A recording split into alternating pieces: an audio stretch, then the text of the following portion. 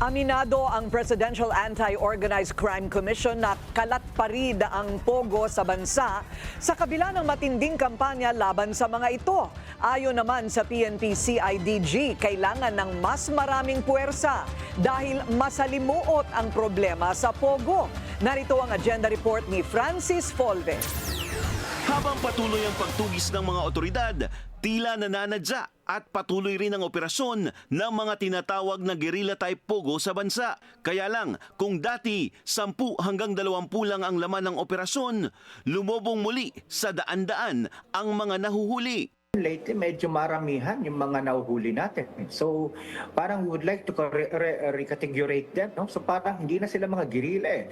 Kasi they're beginning to appear like hubs more than guerrilla operations. Nahuli po natin halimbawa doon sa ATI building sa Parañaque, we're able to get 147 foreign nationals, excluding 300 plus Filipinos.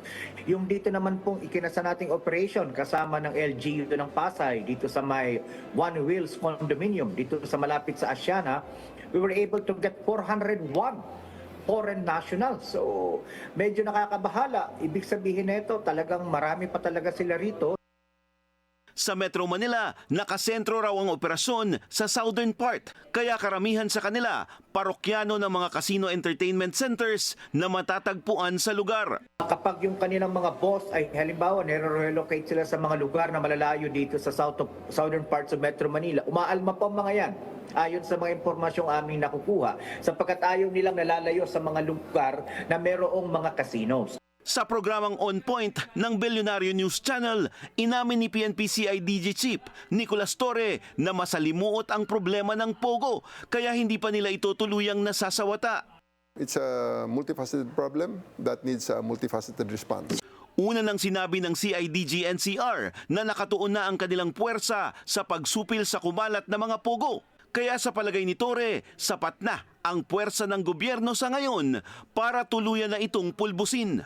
Yun naman ang effect na gusto natin na matakot sila at tumigil na lang sila because it is already declared unlawful.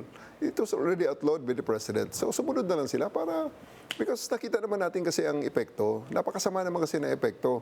With the pogo, may pumasok ang pera pero ang kaakibat naman, pumasok naman napakaraming krimen.